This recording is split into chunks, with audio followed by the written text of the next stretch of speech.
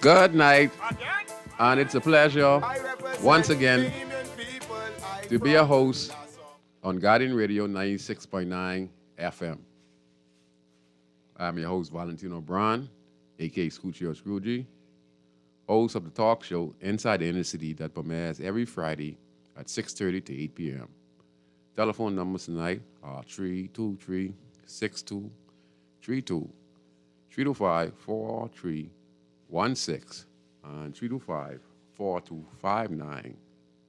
And you can text us at 422-GR96. And we cover a lot of topics around the country. We provide a lot of solutions. Many of the callers are very knowledgeable and very respectful on the conversation that we have on this show, especially on Inside the Inner City. So I really appreciate you guys. And your input is very, very important. We also talk about solutions. And we come up with some great solutions. And if our leaders, which they do, listen to the show, they take the pointers and they apply it. But we want more in the country. And sometimes, even though we want more, we still have to have a conversation with issues that are affecting us on a daily basis. So today's show, we're gonna, Inside the Inner City is a Kong Solid show. We don't particularly stay on one topic the whole entire show, an hour and 30 minutes on one particular show. So we cover a lot of different topics, and we come up with a lot of great conversation and solutions. So sometimes we like to be Kong Solid. So today's show, we're gonna talk a little bit about what the president of the Christian Council said to the Bahamian people when it comes to the Pride event that will be held next month or so. I think here for a whole month. And he made a statement concerning this, and not to mix his words up, I try to say it as best as I can or interpret it the best way I can. He said that, the only problem he had with persons of that behavior was that they wanted to use the University of the Bahamas compound to host their event. And he said that's why the Christian Council objected to it. Well, I don't know what kind of God or Christ that certain individuals are falling in the country. It certainly can't be of God, because if we say this country is a Christian nation, we need to abide by it. If we looking at to see the robbers and murderers and rapists and pedophiles in the country, and we saying we want stiffer penalty, because we seeing people assault young children, boys and girls, right, at a young age. We had little Marco.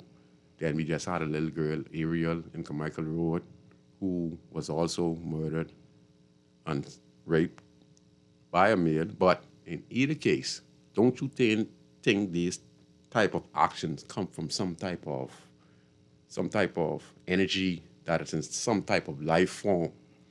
And we, and the Christian Council, that's supposed to be the gatekeepers, right? Supposed to be setting the example and principle. Say, knowing, at least I don't think they know, that these things are all tied: child abuse, violence,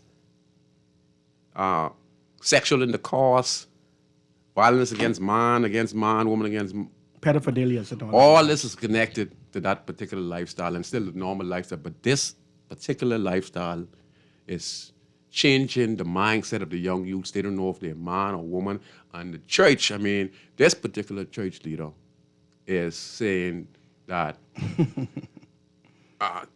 he is saying that they have rights. Yes, we all human rights. Me and you have rights. The man and woman have rights. The children have rights. The old people get rights. The dog get rights. Okay? Hey? The real get rights because they protect it, right? Okay? I know but no other rights. Okay, all I know about human rights. If you're locked up in the police station and getting abused by the police, or if you get, you understand? Being mistreated some kind of how. Right. So we're gonna talk about that, and then we're gonna talk a little bit about an comment made by one or two individuals. But we want to start the show off first with the Honorable Prime Minister giving a speech at the late great Vaughn Miller, Minister of Environment. And I want you to listen to the words, Google. And it's my special guest. He's been on the show a few times. Right? And he's going to tell you his real name. And I'm going to let him comment after we play this and comment on what the Prime Minister has to say. And to show you, listen to the words of the Prime Minister. Hollow, and you should stand up for what's right. And the words he is saying should be directed at a lot of politicians, a lot of pastors in this country, because he spoke highly about the late, great Vaughn Miller, Minister of Environment. And we're going to play the clip, but I want the Bahamas to listen closely to the words of the leader of the Commonwealth of the Bahamas. Go ahead. He took stands that were not always popular. Sometimes he stood alone, but he never betrayed his conscience. That is why people respected him. They may not have agreed with him, but they believed in him. Vaughn's example reminds us that politics without principle is hollow. It is better to risk unpopularity than to abandon what is right. I was incredibly surprised and deeply saddened. I just want y'all to listen. Did y'all listen to those words just now? He's saying hollow, standing for what's right. And sometimes it's better, right, to be hated, right? But always Do the right thing. do the right thing. But now you're hearing this from the Prime Minister, but we had the Christian Council, see? And we're saying we're a Christian nation. So you see, my brother, you see why we're going backwards and backwards and backwards? Because we don't know what to believe in this country. We don't know what a Christian is. We don't even know what a good person is, in this country. We don't even know who's the criminals in the country at this particular time. The thing is, Mr. Brown, is that one must be conscious. We have to be conscious of what we do. We have to be conscious of what we say. We have to be conscious as how we live as a people. The Bahamas is a supposedly Christian nation, founded on Christian principles. And you may say, what is Christian principles? Living Christ-like. And if a nation then says to you that these are our standards, these are our pride, principles, this is what we are doing as a nation, we don't accept this. Every man have the right to their personal views and their opinion, but there is a standard when you come into my house. You don't just let anything in your house, right? You have a standard, you have rules within your home. I mean, sometimes the burglar may go through the window if he can't come in the door, but he knows if he's caught coming through the window, what could take place. One must think about the pebble. If you place it in the water, you mine a particular thing. Tomorrow it can grow into something catastrophic, a man be moved, something that will become difficult to move. So we must be careful what it is that we adhere to and what we accept as a nation, because the other generation that follows us, they are looking on. And beyond looking on, we have to be careful of these things that become now a practice.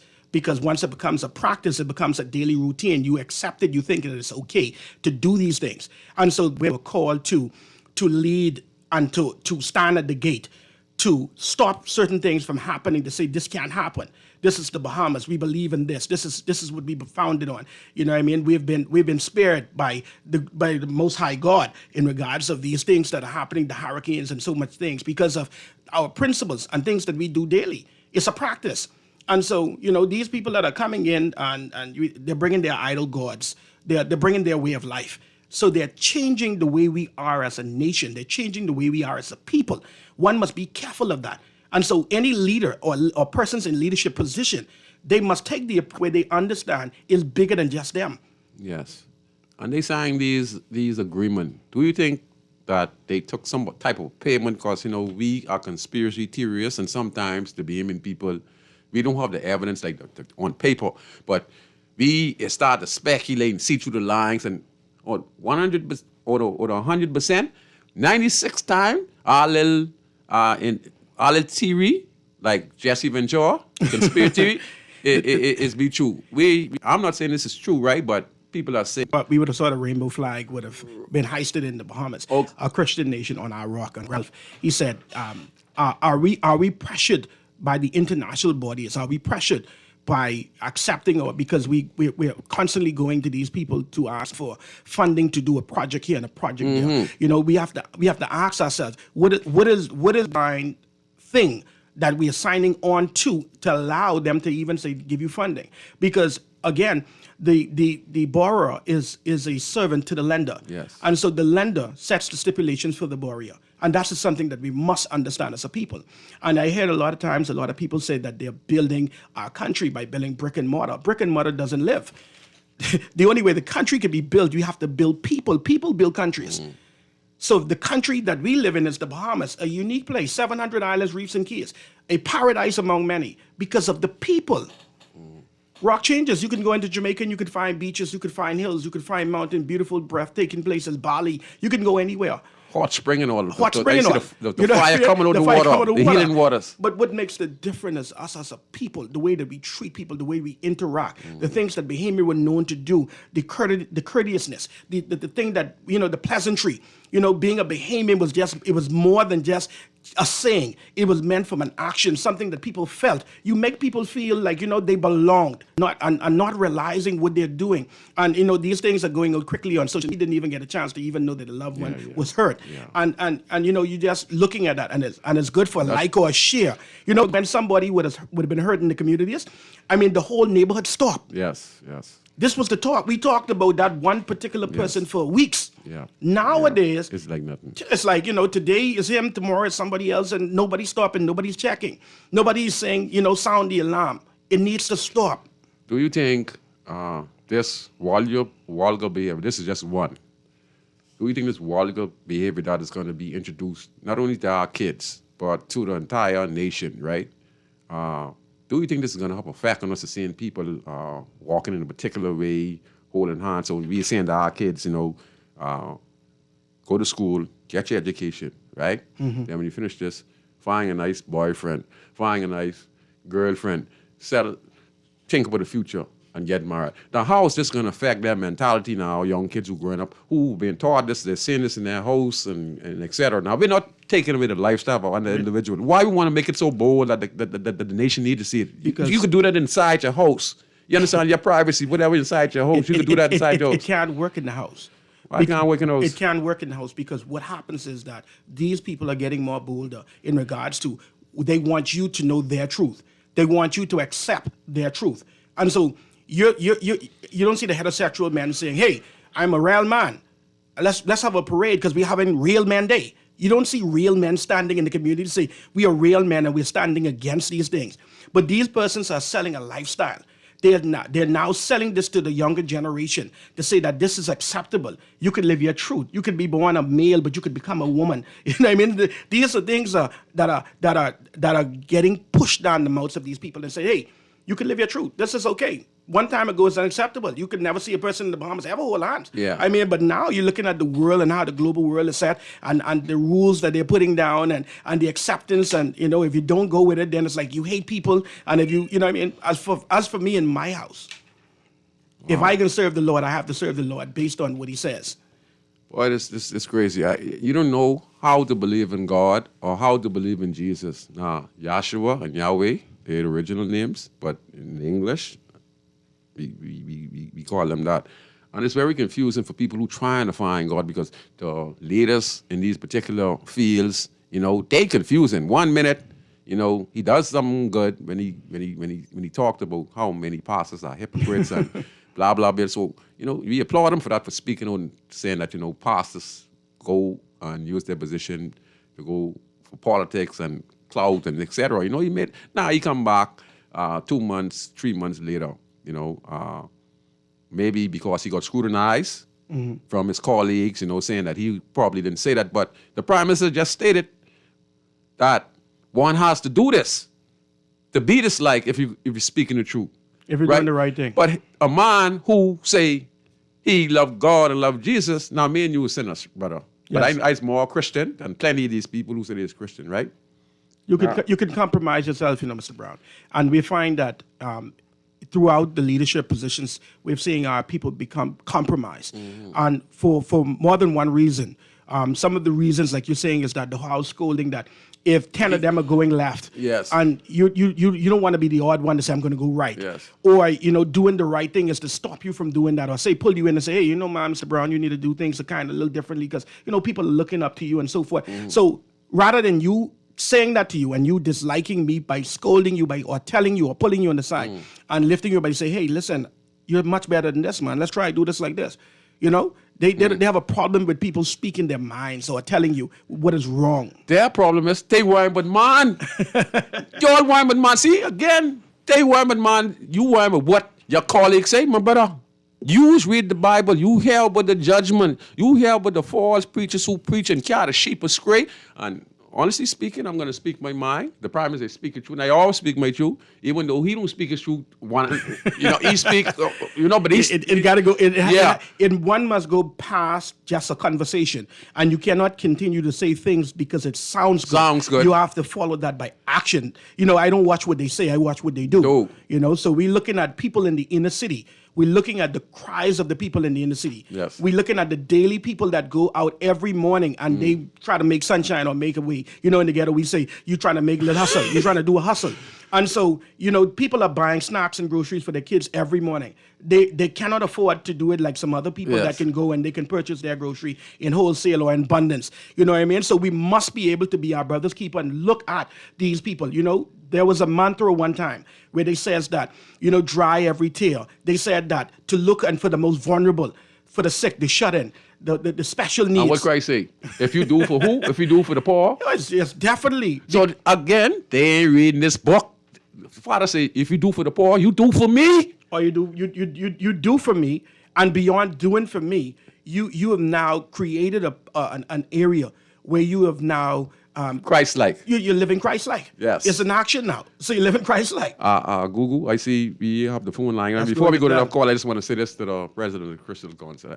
Sir, with all due respect, I respect your position. I respect you as a man of the cloth, honestly.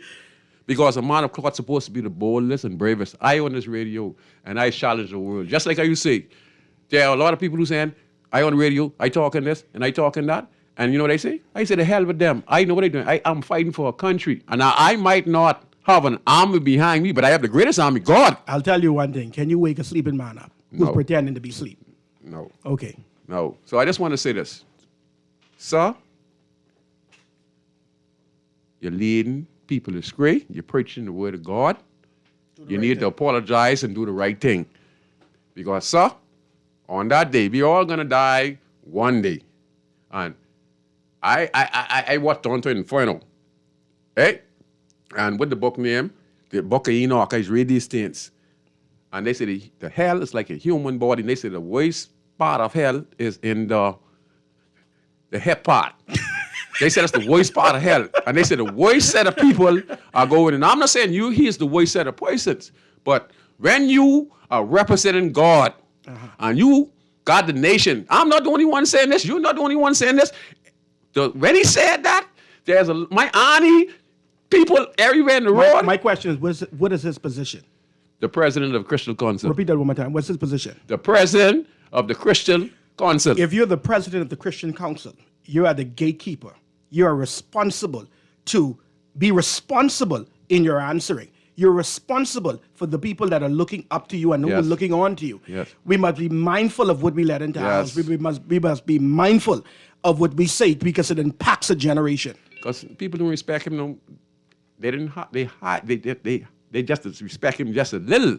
Now he's not respected no more. It's not. I'm saying it. I'm being upfront because again, there are still values and a lot of behemoths in this country. Tell That's them- why there's still tell them Christian don't- values tell in this them country. don't compromise. What we're going to stand for, Don't regardless compromise. Don't if we're compromise. poor or what. Don't compromise. We're going to take this one call on Guardian Radio. Go ahead, caller. You're on inside the inner city. Golly, they just sit back in a way so long with you and your guest, Scrooge. Yes, I got. Did I heard one of you said, I was in the next room, but did I heard one of you all say that this a Christian nation? Yes, we did. Well, this is not a Christian nation.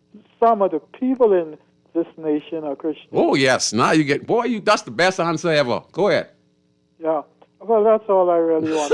Good answer, Bremen. I like that. But I like when Bremen comes on. Yeah, because Bremen that's a normally good point. give a thing. But I'll say this to you, Bremen, is that when the angel went into the city of Sodom, And Gomorrah. and he went into Lot to speak to Lot, because Lot was covered under Mm-hmm. Abram. He said, I'll save the entire city Mm-hmm. if you can give me 20. So we have to be mindful, like he said, that there are some people there's Christians, right? That the Lord will spare the nation for those that are saved in that nation if you could only find me 20.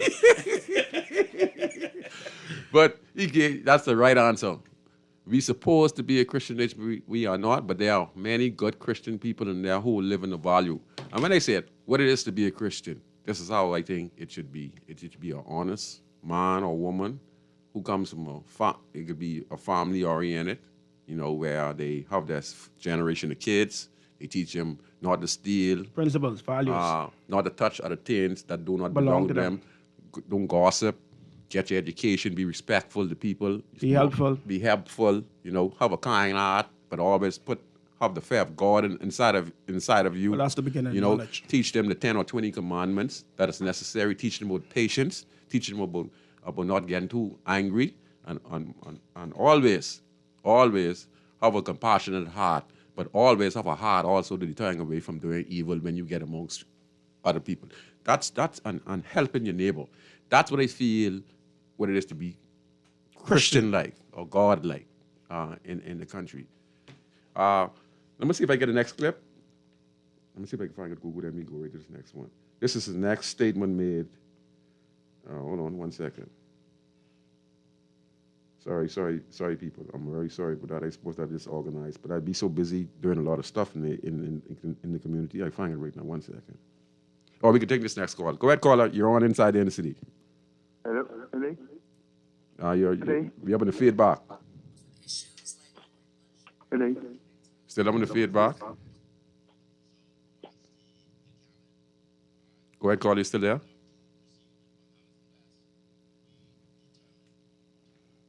Okay. You can call back, caller. Okay, call back. Okay, I just want to play this here. To like to listen to these people. This is the Honorable Fred Mitchell before we get to our second topic. Are we going to play this? Hold on, give me a second. Let me. Which mic I can use, Wally? Anyone? I'll use this one right there. This is the call. Oh, sorry. My bad. Go ahead. Because you have all these egos, everyone has gotten it. What's that? Brave Davis, who is the leader of our party, has managed to keep the Progressive Liberal Party together from 2021 to now. And this is not an easy thing to do, because you have all these egos, everyone has gotten it. They won their seat on their own, of course. They're elected. We all got there. And, you can't tell me nothing. And you have to manage all of that so that we get to the finish line. I hope it's a year from now, but it ain't my call. You get to the finish line with all of us together as one. And for him, for example, to manage so far members of Parliament who've decided that they will not be running again, that's a feat. Most people kick up a fuss when you broach that subject. But he was able, Vaughan Miller was able to say, at high time on the stage, and I agreed to move on to the next chapter of my life. So that is Minister of Foreign Affairs, the Honorable Fred Mitchell. Now, he was making comments in regards to the late Vaughan Miller. And he talked about how the Prime Minister, Philip Brave Davis, is able to keep the party together because of egos. They know they only won because Menace, the people who really mad with Menace, and also that, the people really mad Menace, and that Brave was the opposition leader at the time. He was the alternative. So it was the alternative, and because we were very mad at Menace. Because of his ego and voted because of his attitude, I think, towards the Bahamian Yeah, people. I think that a lot of times that, a lot of these politicians, when we have elected them into power, they forget that the people is the greatest asset within a nation. The people will determine whether or not they will regain their seat to be in office again for the next time, because we have an election every 5 years. So one must be mindful of that. You know what I'm saying? So the challenges you have when you select these members of parliament is that they're in parliament, and we can turn persons from once in the ghetto would be called a pauper, and we make them kings, and you're a king for 5 years. But the truth is, as your kingship rides within that 5 years, only what you do, the people that you make, lives that you make better that surround you, the condition of things when it started to what it is now, and how you've impacted a community that will impact a nation, what makes the difference. Because if you're the leader in that community, one has to stand strong. One must be able to see the people, the small, the great, the strong, and find out where they're at and make everybody inclusive in your plannings. You cannot plan without the people. You have the ideas, only you have the solution, but you have people who following you. You're not a prime minister when you become prime minister of a selected party. You are a prime minister of the entire nation. You go and you represent the country on behalf of the people. That's why I always say, that's how it's supposed to be done. You go in to the election, all right? You have your team. Just say you win and become the prime minister of the Commonwealth of the Bahamas, running with the PLP or F&M. Once that is done, you give up that title being the party leader of the Progressive Liberal Party or being the party leader of the Free National Movement. You become the leader of the Commonwealth of the Bahamas, and you have to govern yourself like that. I would say that you start the campaign based on the fact that you make sure hard your street generals, your MPs doing what they're supposed to do to try each and every way as possible to deal with housing, small business, garbage collection, anything that could help propel ambulance on the family islands, whatever kind of situation that is needed. Mr. Brown, if you're the prime minister, your team that you've selected and the people that follow them, they will then determine what your legacy would be. That's right. That's why if you listen to what Fred Mitchell is saying, there was infighting in the party because he is saying it. He's saying, listen closely, he's saying, you keep it together. There was infighting because there are jealous people in there. Because you're the prime minister, deputy prime minister, they're mad at you. You will always find, I like to tell people, I like when there are objective people in a room, because sometimes objectiveness leads you to a positive result. I agree. Okay? So if everybody in the room is saying, yes, sir, yes, sir, everybody is the yes, sir man, it's hard for you to be able to determine or you to see if you're going contrary, if what you're doing is wrong. You may have a good heart, but let's say, what if the people around you are that the ones that are surrounding you, they're only in it for personal gain? That's right. And We're so talking about it's difficult for to execute the plan. Your plan that you've put in motion, because as far as you're concerned, when you speak, you only speak in the same selected few. Yes. You aren't riding around in the vehicle no more or walking on the streets and say, how is things? You're not walking into the shops and ask them, how is business? You're not seeing the mother who's not fed a kid in a day or two. You're not seeing the cry of the grandmother who's not longer working, and hopefully that somebody in the community will stop and pass and drop them a bag of grocery. Or you're not seeing people who are dependent so much on these food programs and things throughout the communities and so forth, how far those go. And so you, as a leader, one must be in touch with his people. And I'm just talking about Providence. You have to be able to be one who is going to be in the ground. And remember, when you were just a young man campaigning or you're going door to door, you remember what it meant and what it felt like to go to these people. Because when you're in leadership, sometimes you could forget what these people are. You will forget. You was a king. And so only when now you got to go into for an election or you campaigning again, all of a sudden now you go back down to the regular man again.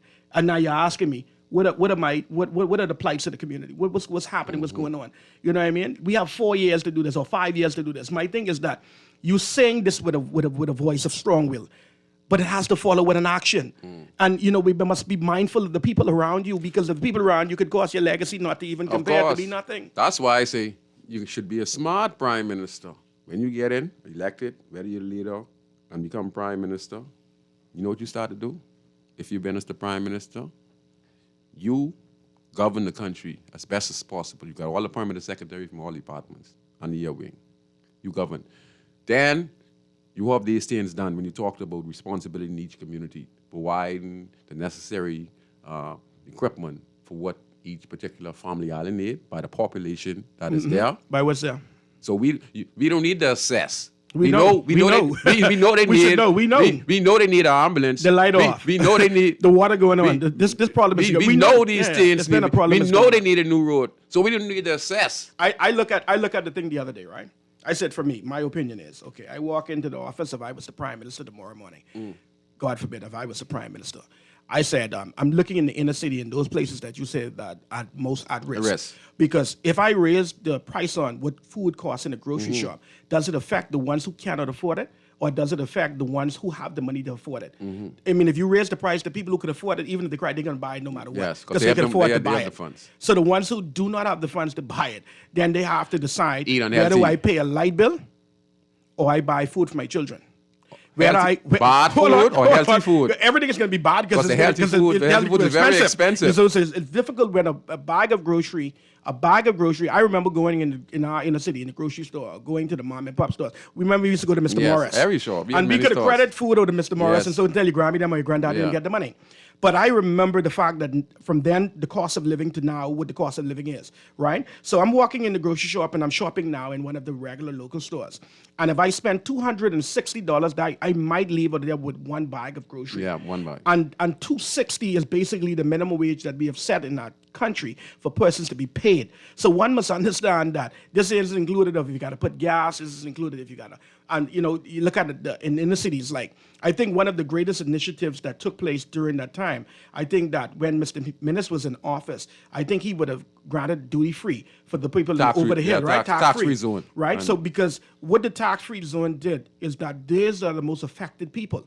And so by doing that, that gave these people an opportunity to still stand up and try to float. Go to the lumber store. Right. Yes. So currently now, I think that the members of parliament, they get about $37,000 every 3 months to currently run the communities that they represent. 37? 37,000. Yeah. Because it's 100. It's 37,000, 150,000 a year. 150,000 a year. My point to that is this.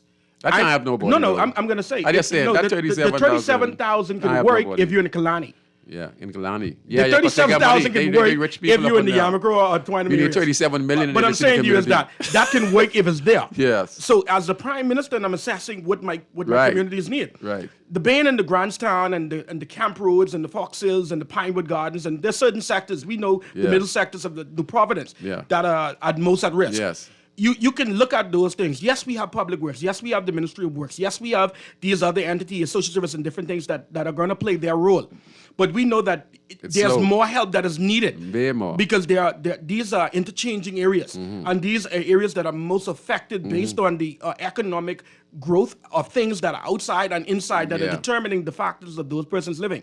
I would have been giving those members of parliament up front $1 million a year to run those communities. I said it. Right? I said it. Because when I consider what $1 million is in the community, 4 years we've been in office, right? And you're looking at, let's say, the travel expenses alone. So if the travel expenses exceeds more than $58 million. $58 million. Can you imagine what $1 million a year in the inner city would do, properly managed though? Properly managed. Yes. Because now you have to have a spending commission. Yes, and so now with a spending commission, it'll make sure that those things are accounted for what is being spent. That's why you add local government to the it. Ministry, the local government is great on the Family Islands. I wouldn't bring the local governments to New Providence. Why you wouldn't bring it? I'm going to tell you why. I wouldn't bring it into New Providence. I'll keep it on the Family Islands. The difference with the Family Islands with the local government is I will alleviate the red tape within the Family Islands because if there's an investor that comes into the island, the people on the island knows what investment should be good for them. But rather than it going through Dawson, it has to go through a chain or channel leading from the island, coming back to New Providence and coming back and being knocked down and so many different things. So the projects are never really geared to the people. That's like when we look at the cruise ships now doing in our country. We have now solicited give them these keys that they're having now under the guise of employment, under the guise of these hundreds of millions of dollars in development. $100 million dollars. They ain't reaching nobody. But what is the impact on it to the people? They're not reaching. So we see it in Grand Bahama. Just like in Grand Bahama. You have high unemployment, my brother. What you talking about? You have a multi-million dollars investment. In fact, or tourism too. Tourism's up to 11 million tourists. Listen, 11 million tourists, right? Listen to this: high unemployment. How is billions there's a reason and for that. Millions and millions being made and nothing trickling down in the city community? But there's a reason for that. If the cruise port, the Bahamian people had 100% ownership within the cruise port. And then we had to buy into the cruise port and bring the cruise port up, right? And then they started to bring all the authentic things that we said were authentic on the straw market and so forth, and we put them into the port. And then so you realize that the advisories from these cruise liners, so they're telling their people to stay within the domains of the port if they want to be insured and so forth like that. So it makes them now, because these are readers and bloggers, so these people now are listening to what they are adhere to the rules or what they have been emailed and so forth to say what crime looks like and what crime is. And so when you start to detour these people from coming into the inner cities or riding up and spending the money with those people, and then now you're building these like mega like slides and slides on the cruise ports and so forth like that. So that means that you limit now the movement of these people, even now interacting with your people. You take away everything from the Bahamian people. But you remember why no employment? See, with our leadership, one must be able to make your people inclusive of your plans. You must be able to know that this is designed for the Bahamian people. These are industries that are created that only Bahamian people can take advantage of that. One must be able to see that and outline that with information for the Bahamian people. If the Bahamian people do not know what are the things that I'm entitled to as a Bahamian, you can't just say I'm a Bahamian. Right. What am I entitled to? Yeah, boy, listen. And I can say this again. I didn't finish the comment when I made with the Prime Minister. I get on this with him. So once you get elected, you just do the people's work. Your works with your MP, each and every one of the constituencies that you give this $1 million to, and they're doing the infrastructure work that is necessary to make sure that the residents who voted and depending on them for bettering their community receive that. And once the information is gathered, going into your fourth year, you start campaigning. Ask the PLP leader, ask the FNM leader. I don't have to campaign if I do the right thing. No, I'm just saying. I'm just saying. Look at what happened in Barbados. I just want to finish and understand, the fourth year. See, because we got this knowledge in our head. Every way we say this. The government can do nothing the first and second and third year. They do it on the fourth and fifth year. I mean, you're saying that's a saying. That's what it is. Yeah, but we got to listen. Every government has done that. Mr. Brown. The fourth and fifth year, that's when they started doing real things. Look at it, Mr. Brown. The Chinese are coming into the Bahamas with a 50-year plan. Yeah. Not a 50-year plan. No, 50-year plan. The Chinese had a 1,000-year plan. Which talking about? They're coming into these countries. countries. They had a 1,000-year. No, see, all that's about that. You said a 50-year plan, but they had a 1,000-year plan. That been going down for centuries. But no, I'm saying when they come into your country. That was planned 1,000 years. They come into our country, they have a 50-year plan for the Bahamas. The Jamaicans have a plan for the Bahamas. The Haitians have a plan for the Bahamas. The Mexicans, everybody have a plan for the Bahamas, and right? The Europeans get a plan forever. We as the Bahamian people can't just have a 5-year plan. No. We have to have a comprehensive plan. Like Singapore. We must have a comprehensive plan. We have to have solutions to our problems. We have to find the Bahamians that are not just local, but we also have Bahamians internationally doing extraordinary things. What you mean? So we must include them also with the rebuilding or the rebranding of the country. We've been leaving these people out. We have sent our kids off to school, and the parents are leaving saying, them out. It's the government, but the powers to be leaving because they're underpaid. You don't want your children. Listen, you don't want a person to go to the States, right? They get all these degrees. To come back to Nassau to make $60,000, ran the same job over there. I had Chris Brown on this show. The government is employed by who? The government is employed by who? The King of England. No, I'm saying the government. For them to become the government, one must be able to, in the election process must take place. The Bahamian people must come out unanimously and say, this is who we want, Tom or Harry. This is what we want. But the government, but this again. Our criteria must be lifted. The government, we get confused with parties, the PLP and FNM. That's only one government, When I always tell people this, there's only one government. We get parties mixed up. This is where the confusion coming in. The King of England, right? Listen, when the Prime Minister in his allegiance. You swear who? To his heirs and his successors. To who? His heirs and his successors. Okay. But Right. we've been self-governed. Right. And so Right. what we're looking Right. into the Caribbean, Right. into our brothers and our sisters and how they operate as leaders in their country.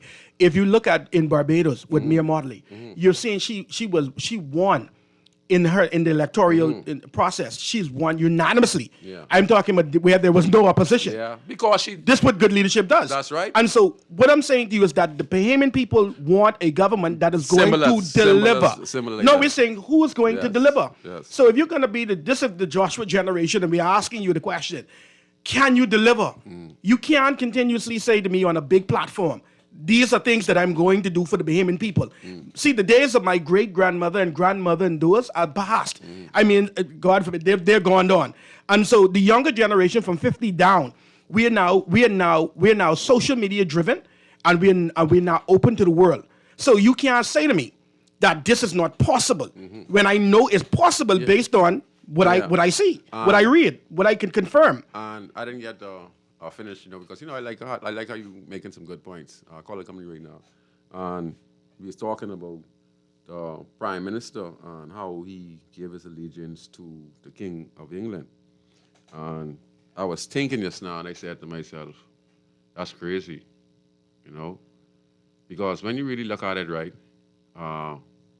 we still don't really understand the understanding about governance. The gray area. We still don't understand. There's a gray area. Because the swearing in to the king, but yet still be him, and still today would say the king or the queen or the crown will have no power over us. Definitely, because it's called Crown Land for a reason. Right. So you realize that, what deal was structured many years ago from 1973. We would have seen a government went to speak in regards to self-governance rather than full independence. If it was independent, we would have been a republic. The Bahamas is not a republic; it is an independent body, but it has a hierarchy. The hierarchy is the now, which is now a king rather than the queen. Yes. And then my thing, we understand PLP and FNM or the DNA, or with the next one named Coalition of Independence. Right. When the former prime minister, get paid from the government of the Bahamas, from the PLP, who was the leader of the PLP, but became the prime minister of the country. You know what his check say? It will say to former prime minister of the Commonwealth of the Bahamas, Hubert Alexander Ingram, leader of the Free National Movement, this is $150,000 a year. It don't say that. It don't say the same thing to Perry. You know what it says? It says to the former prime minister of the Commonwealth of the Bahamas, government of the Bahamas. It doesn't say PLP or FNM. They don't recognize PLP. They only recognize government. That's government. The only thing that's really recognized when you're in power. Government, government. There are things that are called practices. And in the Bahamas, we've been practicing a lot of things because based on traditional things that we have seen going on prior from us coming in. And this is where I lead back into my grandmother's time. And so my grandmother's time, they grew up in a time where during the UBP and the time when Bahamians weren't able to go into the basic things like the movie theaters, the same place where we share with the white persons and Call so the company forth. right now, as soon as you finish. And stuff like that, right? And so we've moved on far from that, and they were in that time. So that's the reason why they were so passionate about particular parties and so forth. But the younger generation, this younger Z's and genres and so forth, they don't know that. They don't know about that. What they do know is if you ain't doing nothing for Grammy, then you ain't doing nothing for me.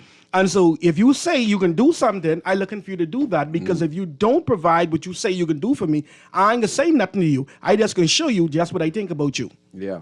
When we come back, after you take this call, we'd be looking into some matters concerning some housing developments inside the inner city community that I think is a plus, but there needs to be some momentum there because we need to understand on the prices, who is going to get it, how could you put a sign on a fence in your yard? I know that's a law that the government has. This is a reaction to the development that is happening in the city community with vacant lots. But there's a lot of people in the community who would like some more information, especially, like you say, if I have a property and it's fencing, how can the government come and put a fence put a sign up on it saying A notice. and they're not taking the property. It's an acquisition. They put a notice for they want to interest. acquire it. They have interest in it, so it's not stealing the property. When you have 30 days to inquire on it, means you could go by the Honorable Keith Bell and check up if you have interest in the property. If you have interest in the property, or if you own the property, or if you have some stake in the property, when they put up the sign, and I think it's for development, but there's a lot of questions needs to be asked, especially how much would it cost to build a low-cost home in the inner city community? Is it going to cost anywhere over $40,000 or $50,000? Is it going to be rent or own? Who is going to be allowed to get these homes? Access to that. Access to these homes. Are these going to be party members? Or are these going to be people out the area or in the area? Or are these going to be people picked random? Or people who have disabilities? Or people who are single-parent homes? We'd like to know because we like to know more. We'd like to know more about it and why are they putting signs on yards that are fenced up. I know that many of the yards that are fenced up are not taken care of, but houses and stuff. So that could be one of the reasons. Or the government is trying to redevelop the community at the same time, which is a plus. I'd also like to say this. There's a lot of houses have been in this community for like 50, 60 years and have never been touched by owners whatsoever to even do anything with the community that's been a hazard to the community. So it could be a plus or a takeaway, how you put it. Because there are some elements one must be able to consider Yes, that too. Because yes. you have to remember, if some of those buildings are historical. Right, yes. Like I think Martin Luther King building with you were a part of. Yeah, that's what so they you gotta put bear up, in yes. mind. So we're going to take this call, and then we're going to talk about the Honorable Keith Bell and the initiative they have with what they have going around in the inner city community, looking at vacant lots and looking ways to build low-cost homes. But they're also saying they're putting up a sign, a 30-day sign. They're putting up to say acquisition. That means they're not taking it. They're interested in it. I know the word. I know the word. And see, before I talk, I know the word. And see, a lot of people jump to talk. Acquisition means they're interested. But you could counteract that by just going in 30-day advance and go see the minister. But there's a lot of questions that need to be asked. We're going to take this call, and then we're going to come back to this conversation. Go ahead, caller. You're on Inside Inner City. Yeah, good evening. Good evening to you. Is this Mr. Brown? Yes, this is Mr. Brown. Good show. Who's your guest now? That's Mr. Google. I call him Google, but he got to give you his real name. Ian Munnings. Yes. Mr. Munnins? Yes, sir. Well, you're intelligent, Mr. Munnins, but I don't think you fully understand the intricacies of local government. Local government on the island is not fully implemented. I don't know if you're aware of that. Yes, I am aware, sir. Local government, if it's implemented fully on the family island, will transform all those settlements and communities throughout the island. All government should take their hands off local government and let people handle their own affairs because they know what goes on in their community and know what needs to be done. Now, you said that that local government should not be implemented in New Providence. Local government is more needed in New Providence than in the family island. I don't know if you look around, everywhere you walk, everywhere you ride, everywhere you drive, that this place is filthy, nasty. If local government takes over the city and communities in the and in New Providence, all the garbages and the other stuff that happens in these various communities, if they're segmented to local government, you wouldn't see that. The government and the politicians don't really have the time to do that because they're busy doing other things. Yes. When the responsibility goes to these local people, That's they would people in the community. take interest in their own community. That's what the local government does. Okay? Politicians don't have time for all this. People need to clean their own environment. Okay? Bahamians need to use the phrase we used to use many years ago. Cleanliness is next to godliness. We want government to do everything. Okay? So be it known that local government is a must for New Providence. Okay? Thank you very much, sir. You could comment, Okay. Doctor. Thank you, caller. I would say this in regards to what you have said. I believe local government can work, but I said it's my opinion, though. I think that local government would be more effective on the family islands, giving them the full atonement to do what is needed for their particular island that they live in. New Providence is kind of different because it has more components in New Providence that they do on the family island. The resources are even different that are here in New Providence. I think New Providence problem is a matter of persons following up on regards of the people that are supposed to do their job. If the manager is supposed to ensure that the supervisor do his job, and the supervisor is supposed to put his subordinates to do their job, and it's a matter of them following through and everybody doing what they're needed to do. Because there are some cases we can see. You said in regards of how the island looks, there are departments here currently that are supposed to operate and deal with the manner of how you're looking at things. Persons should be responsible enough to deal with the areas that they occupy. If that's your property, one must be able. These are things that are already ahead too. These are in the restricted laws in regards to housing and so forth. That is right? law. That's people And don't that's understand. law, right? If you have a lot of That's law. cars in your All of lot, that's law. why the government can And do so these things. I know. So these are things know. that are there, but the thing is, like most components that are here, the system is here, but the people are not following up to do what is needed to do. We have the various departments that are doing that. We have, I think that beaches and parks are responsible for the side roads and the beaches and the parks and so forth. So then my question will be, I'll have to ask to say, why isn't that being done the way it needs to be done? And then we go into environmental health and say, why isn't this being done? Because these are people employed under the taxpayers' dollars. And so I'm looking for the results. And if I don't see the results, then heads must roll. Yeah. But this is our biggest problem. Nobody wants to follow up on the people. Yeah, I know. I personally work with the IDB Bank and the Bahamas government on recommendation on local government in National Providence. We did survey with Dwight Scron, who is the manager here at Guardian Radio. And we sit down with Renard Enfield, but before Renard Enfield, I was already sitting down.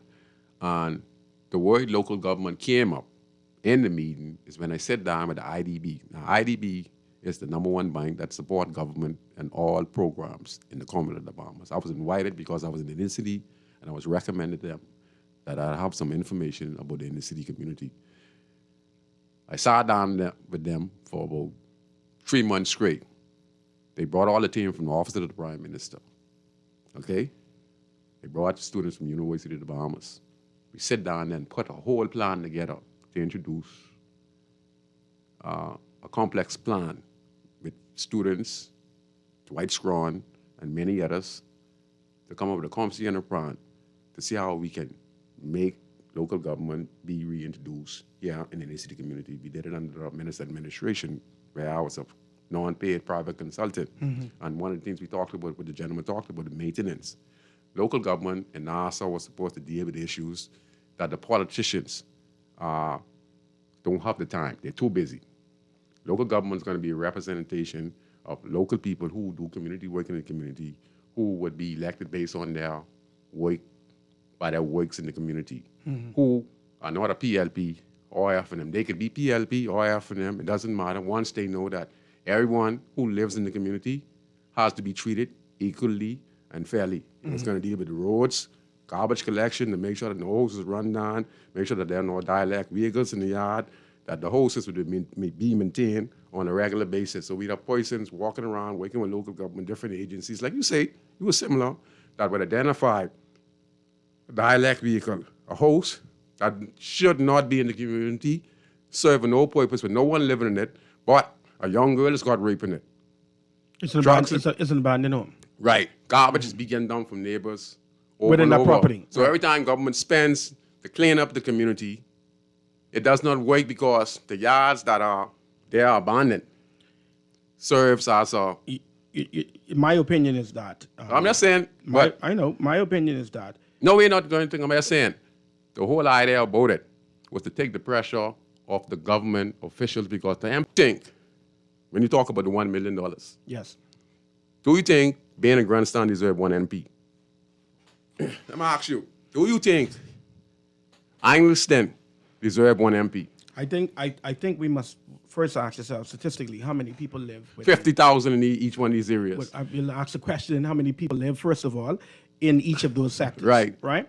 And then once I get a count of, because I don't want to just talk off the top of my head, right? Because I know some areas has about 5,000 or 6,000 voters based on the voters registry and so forth. So that's who registered on the voters, registered but that's the not the voters, that's not kids. who That's live not the there. kids. Right, That's I not the agree. old people, So- and those who the people who even gone to get registered to vote. So I'm saying to you, we have persons that do surveys to detect how many Yes. people that are living there, or how many people live in New Providence Right. alone.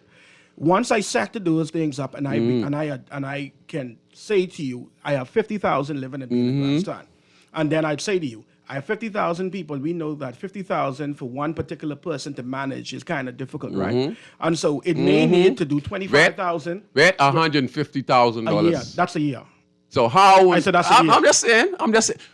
I ain't cutting you off. No, I no, just I say, said I that's just trying to explain something to you.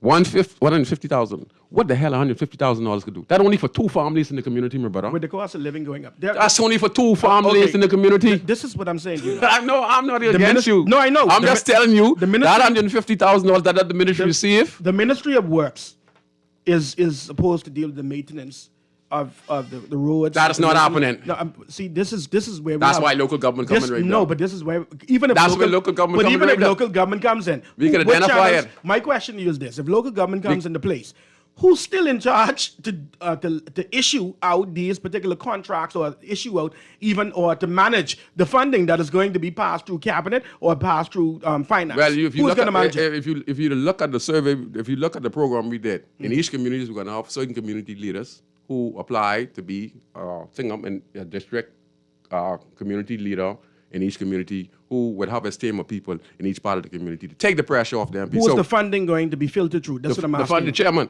So the chairman. Yes. So the chairman will set up a separate account or government account. No, this is for local government. This has We nothing say to do local with- government. this- So this they have counts- a council Yes. account. Yes. Okay. Yes. So my point to you is this: New Providence is what it is. Mm-hmm. It's the most populated area. It has all of the components what makes it the capital. Mm-hmm. We're looking to deflate a lot of the impact of the people that are coming now out of school, coming Mm-hmm. up from the family islands, etc. Right? Our problems can be solved basically when people now know that they can go to an island that offers some of the same kind of amenities, or even better, tranquil kind of day-to-day Lovely movement. So call. if we have those on the family islands, and if I from there and I have something going on, I can be employed there, I can do what I can do, I can be an entrepreneur there. The opportunities must be the Yes. same way. Yes. One must be able to say to me, information-wise, this is the things that a government is affording for you. Yes. We are going in this direction. So you need to be educated in this particular Yes, field. yes. We have not have a comprehensive plan and say, structurally, this is the things that we're doing. We're seeing people go to the colleges now and they're still doing the same thing. Human resources, we're going to do accountants, we're going to do, we have seen so many of them. So we got maybe, let's say every year, 1,000 of them come and go to school. But where they're going to work? 1,000? I'm just giving a number. We're just giving a number, right? 5,000 So coming when to I look school. downtown Bay Street, and I'm looking at all of the jewelry stores that the Greeks and those persons own here in New Providence, right? In the city of Nassau. So we're looking at those persons who are brought into the country that do gemology. That's the ones who determine the difference between the rubies, the gems, and all of those things, right?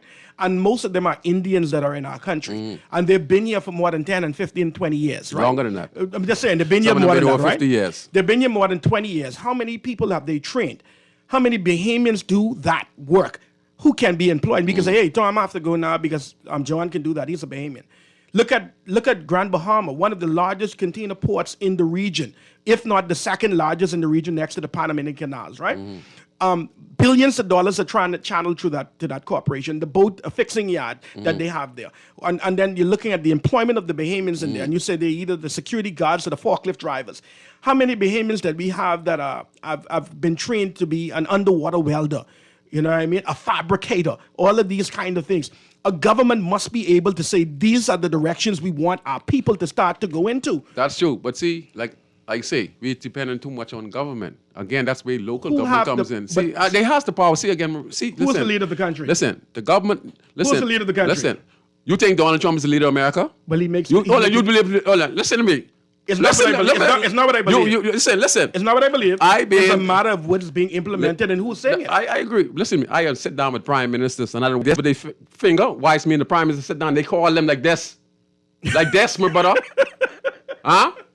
Sitting down to the table. So don't remember. Mr. Brown. I know. When I watch the press and I see Mr. Trump, and he is dictating America first. Yeah. And you see him sign on these deals yes, and so forth, yes. right? You hear the voice of the president but of hold America. On. Hold on, He's definitively saying that's only whatever it looks like. Let me ask you a question. He goes on a plane and he goes Let me ask you a question. Wherever he goes. Let me ask you a question. When the Bahamian people going to the polls, right? Yes, sir. You remember when? Don't say the referendum. No, not the referendum. Okay. When Perry Christie lost the election to Ingram. Right. And you remember he gone and he hold the prime minister's seat for 2 or 3 days. Remember? He hold it for the longest. They didn't turn right over. Who was running the country?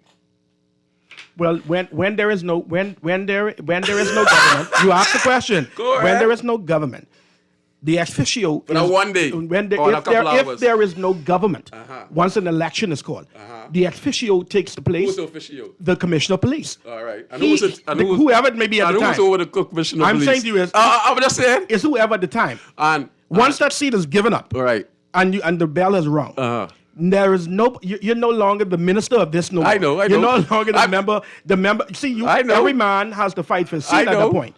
The commissioner of police take charge of the country. That's like martial law. They in charge of the country. The commissioner of police says whatever, and this is what happened, and he must follow the guidelines of what is said already. Yeah. Okay, and so the commissioner in your question that you asked, the commissioner of police at that time would be the supreme law. And who he represent, the commissioner of police? Well, he has to represent that particular department. The governor general. No. He has the he's commissioner. A civil servant. The commissioner of police. He's a civil servant. There's two branches of government. You ask the question. Go ahead. In the capacity of commissioner. You're right. Right? One of the duties is supposed to be separate and apart. Right. Okay? It's similar to the judiciary. The judiciary is supposed to be separate and apart. Okay? And so the commissioner of police at the time will become the leader or the person who will be in charge until there is an appointment of a leader. No matter who it is. Couple hours, the commissioner of police is the prime minister, the governor of the Bahamas. We wouldn't say the prime. We wouldn't call him or her the prime minister. But we'll call him the authority. See what they would be the authority. See what I know, right? With leaders, and I have personal experience with leaders from St. Linden to Perry Christie, and even you're a farm road boy, man. Right? You know, so I had these personal, and sitting down with them, I get to learn a lot. There are people in this country who they and all is dictated to. You don't believe me? I see this in my own eyes. That's why I tell you. Now, yes, they have the authority, but even there's a running of a country, and then there's a running of a country. Yes, because a country doesn't run on conversation. A conversation runs on finances. Right, okay. Anyway. And so, if these things need to be adhered to and done, there are some powers or some people that are in position. We call them the oligarchs and so forth. Right? Yes. They've been entrenched in major industries and major things within our country. Yes. The daily fabric of our moving about, they determine because they have the power, because they own the entities that is needed to run the country itself. Because we have a bag man over here. There's a bag man over here for the PLP and for them. There may be a bag man There's everywhere. A bag man. There may be a bag man in any country you go to. I know these things. I can't speak to something that I don't know about. I just said I get the flag over these things. Mr. Brown, I've never seen the bag personally, so I can't speak on the issue. But you help it a little bit, right? I say I don't really go on what I hear. I like to go on what I know. They don't care who, when they support the F from them. They support the PLP. Mr. Their Brown, job is. If I have never experienced the bag itself, to see it and can count it and know that it's in there, I cannot speak on issues I have no idea about. Okay. You know, so it's just like a fairy tale. So you tell me some money in the bag, I don't know. Okay. I have to see it to believe but our fairy tales we tell in the Bahamas is be true and reality. You're saying ghetto conversation. It comes true because we had a lot of suspicion what was going on in the police force and what going on in politics and what going on in the church, and all come to fruition. We come up to 100%. They said 2 places already knows what happened in the country. They said the 2 places that knows what happened in the country on site is the ghetto and the prison. All right. Let me get this next part of the show because I know Elroy don't want to hear about this. You know me. I'm a guy who bring a lot of ideas to the table. And one of the ideas I talk about, I look at the weakness of the area. I've been living in the community from I was a little boy. And I've seen it gone from good to bad. Being there from good to bad. I've lived in the area for 51 years in Grandstand. The Grandstand I know, which had a Francis Hotel. We had Eagle's Nest. We had a lot of A, B, and B in our community. Before you said. We had black tourists from America, white tourists from America, and Chinese in our community on a regular basis. I never had a need for nothing because all I had to do was carry them to the local food store in our community. And when they were leaving, we had the latest technology. We had the latest TV, the latest Atari, or whatever come out. Whatever apparatus. Diana Francis, Willa Francis, the Francis them, they were my neighbors. All right? And we never used, Bahamian people never used to pick up money. All right? Money used to be littered on Lewis Street. Littered on the side of the streets. Used to be littered in our inner city community that I reside in. I watch it going from being in a rich community to a impoverished community. And I've seen the weakness and I've seen the strengths. I've analyzed the community and neighboring community because we from there. So we know what strategy is needed. So I look at the community and say, what do we need? We need to develop the community. These abandoned houses need to get fixed. Reason why? I've stopped young girls from getting raped in the Coakley building. That is now the Urban Renewal Center. When it got run down and was left after the family moved out. And since the community was the impoverished community, it run down and there was a drug addict community. And we stopped a 7 and 9, 10-year-old from getting raped from a gentleman who was known to the community and tried to put a little boy inside the Coakley building. Wow. And I was across the road from my grandmother. Wow. Down the road to the Johnson building that we got refurnished and I got a tour on. Some of my partners from, Jeff Mitchell. He was working to a landscaping company over Life at Key. And he would drive his tractor down to push down his house. In this house, a little girl got raped, was on the nose. And the young guys in the area like Bones and Puff them come to the young girl aid. And they end up breaking the guy 2 legs and his 2 hands. This was his abandoned houses. So unfortunate. Right. Now, the family who owned these houses, like I said, they moved out, sold the property, and left it in the community, all right? Unattended for many, many years. But look what they said happened in these buildings. Other yards run down with a lot of cars. Individuals who owned the yard, they never came back and did nothing with the yard for about 40 years, but leave it there. And every time you clean up, the government spends money to clean up in the community. When you look right back again, rot infested, garbage infected. There are some things one have to consider based on what you're saying. Yeah, I just want. Yeah, I mean, when it comes down to the urban renewal thing. Yeah, we'll get into that. Yeah, this one. That's why you finish it. We can finish it because we have 30 more minutes. That's why you come in. The producer said we have to take a break on Guardian Radio 96.9, and we'll be right back after the break. I represent Bahamian people. I from Nassau, Bahamas, big up Baytown, bro. Boy, I from Baytown, bro. Right between West and Augusta, where them 2 roads meet, they call it Wilkinson Street. Manners and respect was like a sign blank check. It seems the ones that come in after quick to disrespect. You see, this life in the ghetto never easy. So many hungry days break till it grieve me. Always on the go? Missed the show? You can now listen to Guardian Radio talk shows anytime, anywhere on Spotify and YouTube by searching Guardian Radio 96.9 FM or by entering the name of your favorite show. You can also listen by logging on to GuardianTalkRadio.com and clicking on the podcast tab. Guardian Radio, continuing to provide you with fresh news and smart talk anywhere, anytime, all day.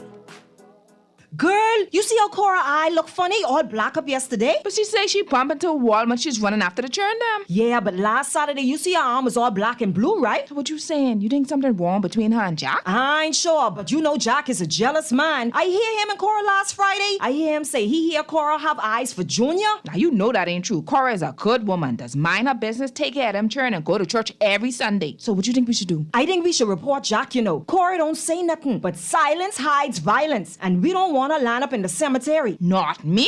I ain't getting in nobody business. Then Jack come after me and I land up next to Cora. No, man, we could call a text Crime Stopper. And remember, we can even get some grocery money for our tip. Remind me again, how does this work? We can call them in Miami at 328-TIPS or 328-8477. Or when we in the island, call toll free at 300-TIPS or 300-8477. And if you don't have no minutes, use the Crack Crime Bahamas app and we could text them and the messages get on mix up before it leave your phone, so no nobody can know what you saying. So what we waiting on then? Let's go earn some grocery money.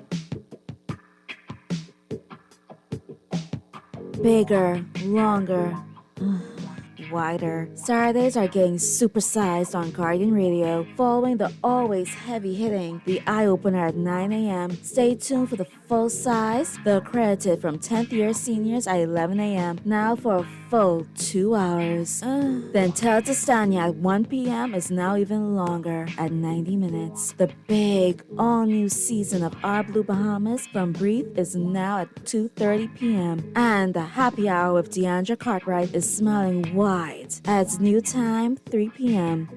It's the new big Guardian Radio Saturdays on 96.9 FM or GuardianTalkRadio.com. Oh, yeah. For fast, reliable, and impactful printing services, look no further. Let Printmasters bring your masterpiece to life. We stand by our quality products that is second to none.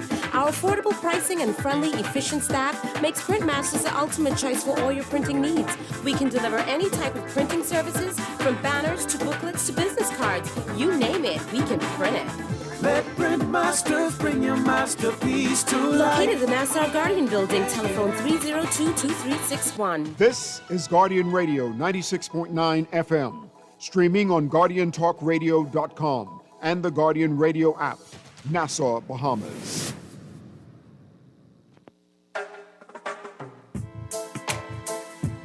La la la la. La la la la la la la la.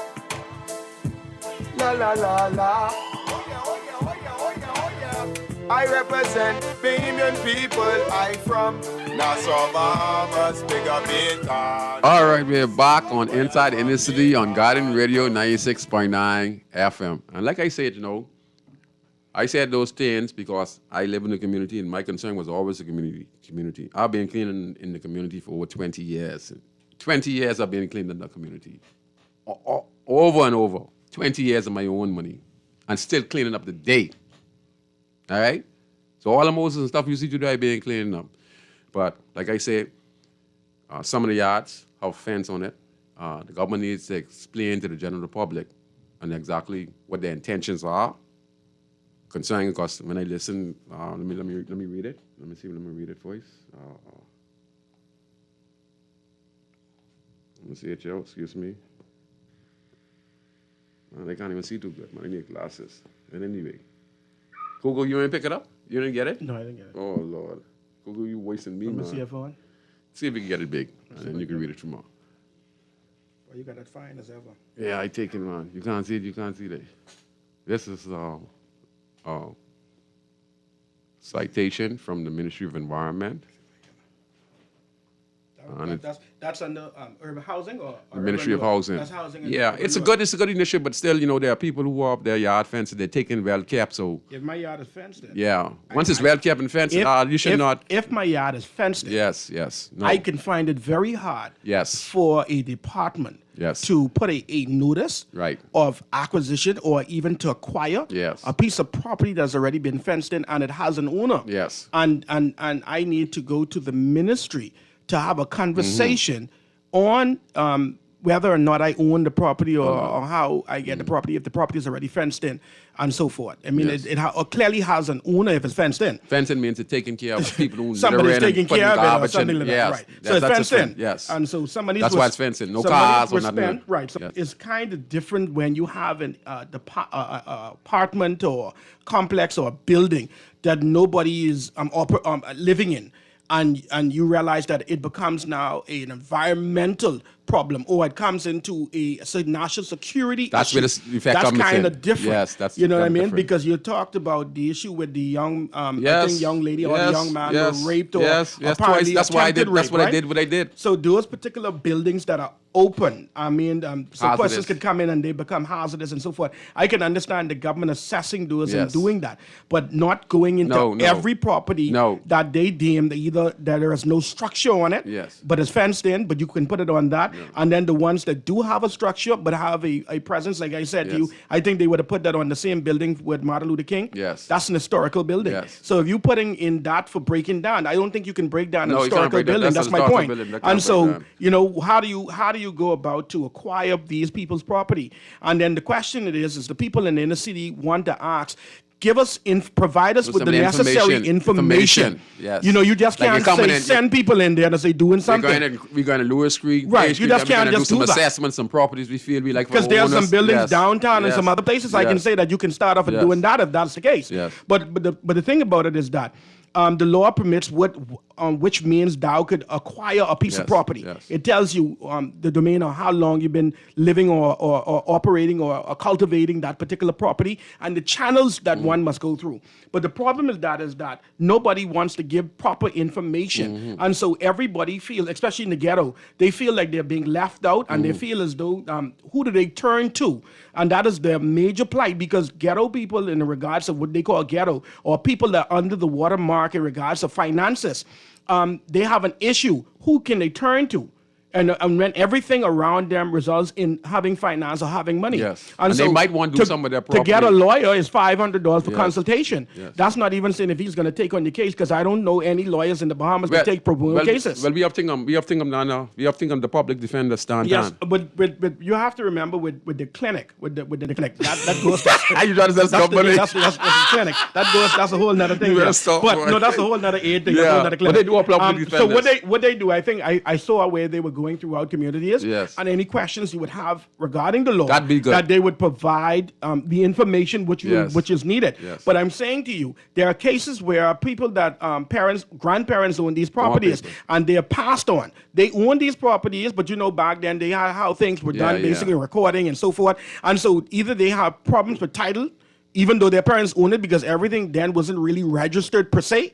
Now that you inherit this land or this property, then you haven't gone through the process of probating those properties. And so without a proper probate, then we can't really say You to can't you, read it. no, it's fine, it's too fine. Without proper probating that, we can't say what all your great-granddaddy or granddaddy that personally own. And so, with that being said, then you have the sharks that are going to come in, and they know that, and they call it your ignorance. That's what we say. Your ignorance. And so, who to fight for you now? Because we have seen instances. I'm not going to call the people's name, but we have seen instances in our country where developers have gone into these communities where they know people had already purchased sometimes, Like even we're going through, on with Pinewood hold on, Garden? even through the banks, and We're going on with Pinewood Garden? through the banks and so forth, and even doing title search and so forth, and had these properties for the last 15 and 20 years. And then we've seen these project managers or these Property developers. costs $200,000. What's supposed to be crown land? Hold on. You right talking? I say, hold on, we Properties getting there. what's supposed to be for crown land. People being paying for mortgage for 30 years. Costing like close to what? $150,000 to $160,000. We can get to the housing. Let's stick Yeah. to the script right here, right now. But what we are saying to you is that we have seen developers and so forth regards to acquiring these people land on Companies top of who them. the party involved with. And, Acquiring these companies. acquiring these properties on top of these individuals. Because what happens is these big companies or And push the conglomerates, gaming people out. what they do is they run you to court. So if you're poor and you don't have any money and you don't have anybody to turn to, That's- you finished? how do you fight a battle of such when they could run you to the court for the next 10, 15 years? Yeah. And then so you end up dying. So this matter, yes, is still an open matter. So if there's nobody to fight for you and you don't have the financial means But to anyway. do so, what happens? The people just take your property. And so there are some of the reasons the ghetto people are asking the question. Some question needs to be If asked. you're coming into the communities to do what you call urban renewal, I think that the whole department should turn into urban regentification. Yes. Because if we're going to regentify these areas, Yes. that has to be a town hall meeting and a conversation. One will be able to give the necessary information to those people that is going to be impacted or affected, and say to them, this is what we are doing. This is what we intend to do. If you currently live on a piece of property or own a piece of property and you may not have the finances to do so, this is what government position That's will right. be. We are That's interested more in like it. purchasing it from you so you can come in and we can talk to you about it and give you fair market value for it if And you're get it right interested in back. selling it. Or if you're interested in the government partnering with you because you already build own it? the land and we'll build the complex you? and we'll share the profits. I mean, these are all conversations that should be Could come had out of it. if we intend to do that. But you just cannot take action without information, Yes. because we're in an age where everything now is vital to you and to the process of the Bahamian people. If we know But if I do not know, then how can you go and do that? You cannot come under the guise of a department or as a minister or a representative for a community and say, this is what we're going to do. It doesn't work that way. No, it doesn't work. One must be able to say to them, this is the reason What's we're coming, on? and you have to And have that conversation with all of the residents. Yes, I agree. I want to read. Elroy just sent it to me just now, and this is what they're putting up. Like I say, I'm all for progress, but at the same time, it has to be done in the right way. You understand? I know what the community needs. You see, like how you said all that, that's just how we can go about it. But again, there are some lousy people in this country, my brother, who own property, and they ain't doing squat crap with it. But even them should be held accountable, because everybody have to be held accountable for their actions. They have to be held accountable, because you can't be leaving all those cars and all the garbage in the yard and expect to be sitting around the community. We said we want a better community. That's what I saw for the community. So do something with your property in the community. I been spending my own personal money what I get from my private people, cleaning up the community over and over. You know why? Because that's my passion. You know, you said that's my passion. You said the greatest. Because I want improvement in the community. You said one of the greatest things. People focus a lot of times on the problems, but I think that as a nation we must focus on the solutions to these problems. Right? If we know that in these urban areas people are parking dump trucks, they're parking waste trucks, sewer trucks, right? They're parking heavy equipment. They're parking even our young men who are gifted. I call them gifted.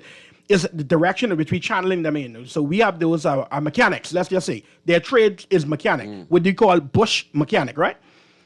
Put these people in a suitable area that we call an industrial area. Yes. That no heavy equipment, no pump truck, no this, no that. If everybody must go get a business license, you are registered. There is an institution that is already responsible to deal with the leasing of land and so forth in our country. We must be able to start thinking progressively, and we must think forward thinking. And so if our young men who are bush mechanics go and take a 4-week course to the Department of BTVI, and after you finish or complete your thing with your certification, we have an outline, repair, we have an engine repair, we have an body area, work. we have an area designated to give you your little start, your little shop, and you can take it from there. But there is no longer, you in the city of New Providence, that is, you can no longer operate these bush mechanic things on the side of people's properties where they pumping thousands of dollars to keep the grass cut and the whole paint. I'm just saying, and your dump truck and the nanny truck can't be inside of the manos and even put $200,000 in it. See, and that's all I for, you know. And like I said, they should give information out, have the meetings, announce it on the radio. This is where we're going to be.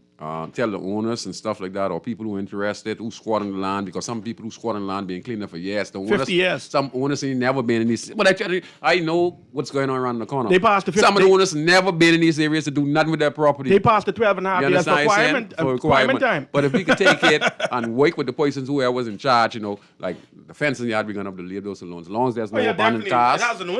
Like you said, they might be poor as well and might be looking for an opportunity. That'd be the same time the government could come in and say, hey, this is your property, or you have some, we can help you all build a low-cost home for yourself. You understand? Rent one. On your own property. These are all options. You can work with government. These are all our options we got to put out there. So but you must provide the information. You must provide the information. And, you know, and the minister needs to be addressing it. And we need to see how much the low-cost homes would cost. People in the inner city. Yeah, $20,000 or $25,000 I think would be appropriate. Not no $70,000 and $80,000 because they're never going to be. I haven't seen a $70,000 low-cost home for a long time.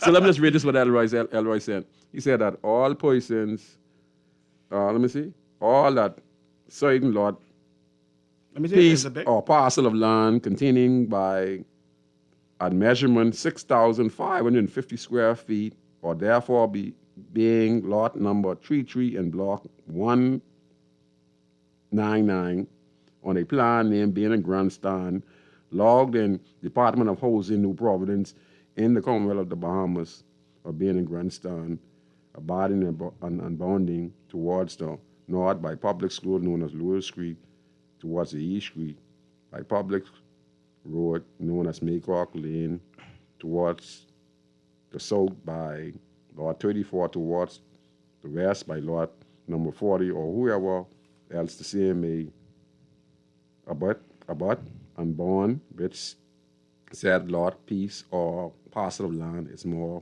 particularly designated and shown colored footprint on the plan of the area. Let me see what it says now. It says, yeah, all that's, hold on, I ain't the right one on read, man. How many those things were placed through that corner? That's the question I have for you, Scrooge. Let me see. There are about 1, 2, 3, 4, about 5. To one corner? To one corner. So are they anywhere else, or they only was in that particular area? From Gordon to Elroy, he said there were some in Danton. So they went throughout, they're going throughout the communities, the ghetto communities. Yeah, so let me say it. All right. This, all right.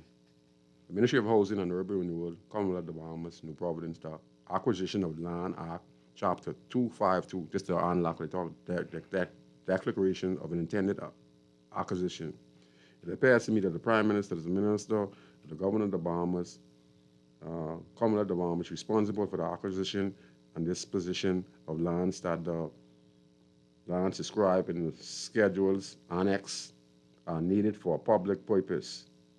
For notice is hereby given by the promoter, the minister responsible for housing, that he said lands are required for a public purpose, namely for housing and persons of low or middle income, and that the SAD promoter intends to acquire the SAD land for the SAD public purpose. All persons interested in the SAD land shall, within 30 days of the publication of this declaration, the posting of the same, state in writing to the promoter, the minister responsible for housing, University Drive, the Bahamas, the nature of their claims to compensate for such interest, and the document support those interests. All right? So what they're asking in a nutshell, based on what you said, the Prime Minister is responsible for Crown Land. The Prime Minister is the head of the Crown Land. The Minister responsible for housing is carrying out through Urban Renewal, which is another department within the government, right? And they're carrying on an exercise in regards to these particular properties that they're deeming or they're looking at or interested into building. And they're saying to you is that if you own those particular land, that they have placed those flyers or those notices, I call them notices, they place those notices on. They're asking the owners or the persons they have some interest in it to bring your documents or your documentation to them, and then where they could then reach a agreement in regards to either purchasing it from you or some kind of how taking it within eminent domain, some kind of thing. But they are saying to you, you must come to them then. So my question to you is this.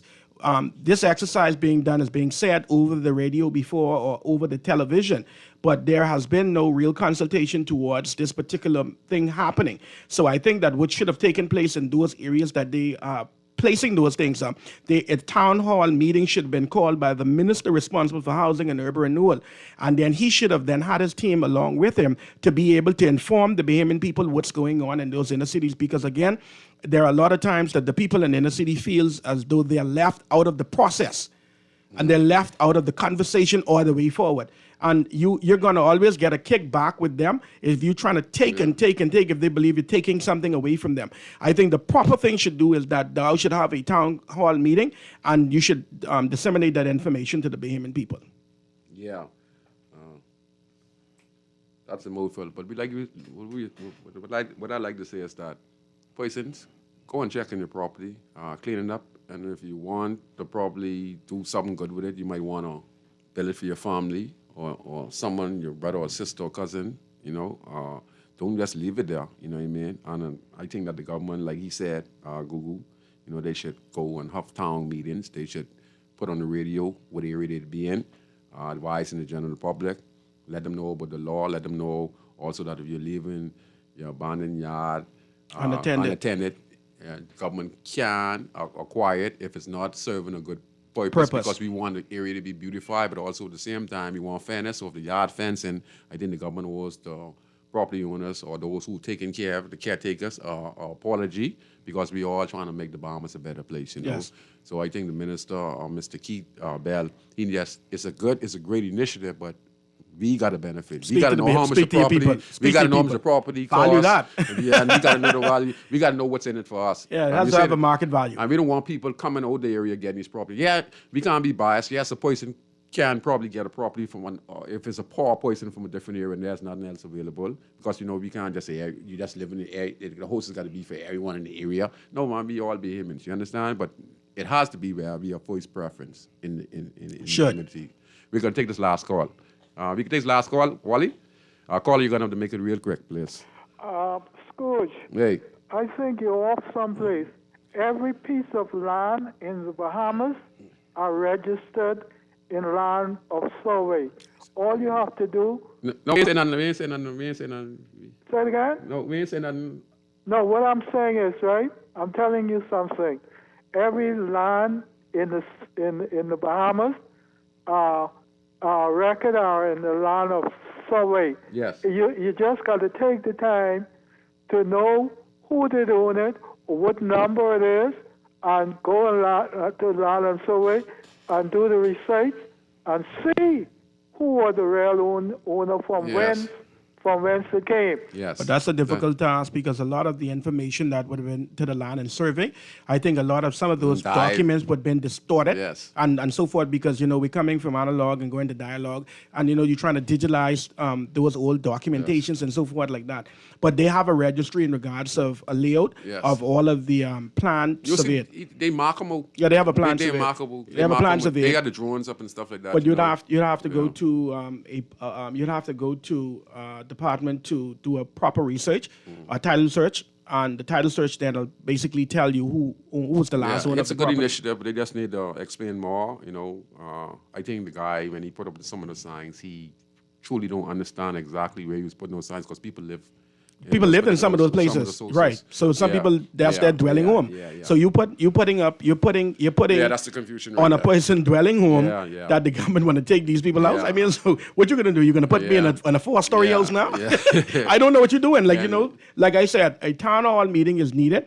I think the minister responsible for urban renewal and housing, I think that he and his team should be able to give an accounted time to the medias, to the regular proper channels, and say to the people that these are areas that we're going to have our town meetings in, and the information that you need providing the new regentification of these communities and so forth. This is the place you come and voice your opinion and even have a conversation and dialogue, and we tell you what are the new requirements in regards to going forward. Yes. I agree with you because there's so much can come out of this. Some of those places we see 2-story buildings that could be turning into little small malls and turning into small businesses for residents who live in that community.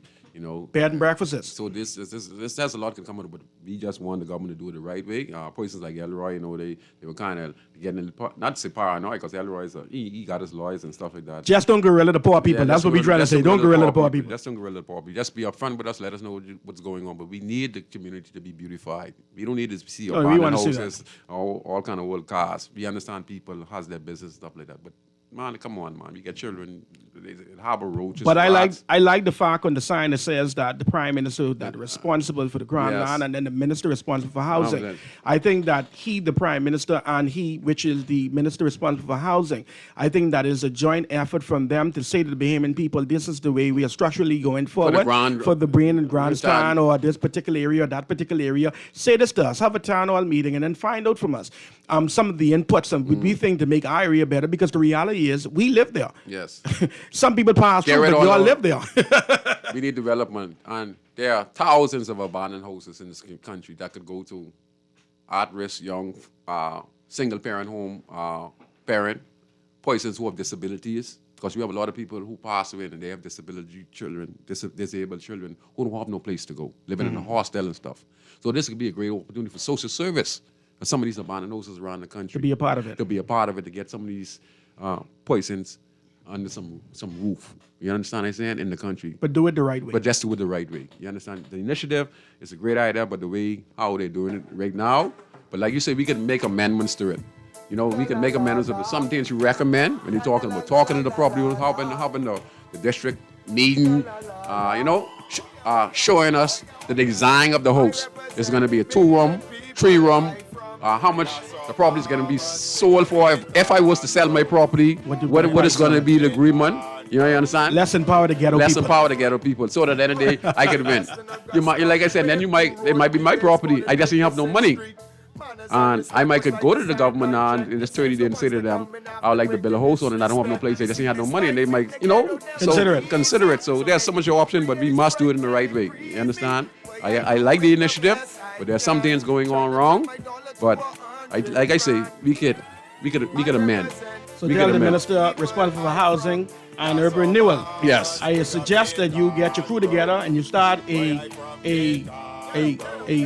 campaign where the people in the community can know what exactly how much houses in this particular street. Like we have 100 houses, we like the acquisition and we like the owners name the streets off the corners and houses so that these people can know about it and give them an opportunity for his preference. You understand? And hear what they have to say. And that's what we want. We want fairness, because we always say the poor, they always take waters. The poor people, we ain't get no lawyer. LRC, we ain't get no lawyer and stuff like that, But we are our own lawyer. We're fight for the poor people, that's you, right? We're poor, but we're rich. Listen to me.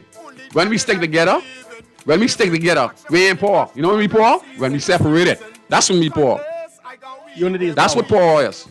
You understand? So you want to say anything, go before you go? All I say, keep on big up yourself, Mr. Brown. Continue pushing for the ghetto people. Continue to push for the ghetto superstars, Elroy and all of them inside the ghetto. Omar, bless up Omar. What Omar place name on Wolf Road, man?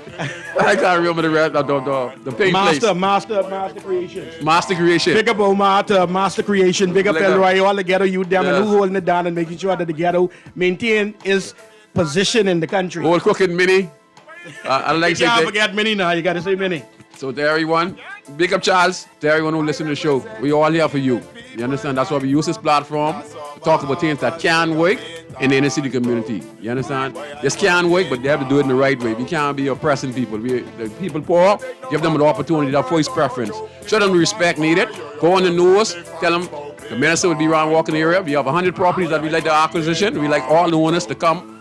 We could try to acquire these properties within 30 days to come out and meet us in person. In the town hall meeting. In the town hall meeting. Support the ghetto shop, support the entrepreneurs. Okay, producers, it's time to go.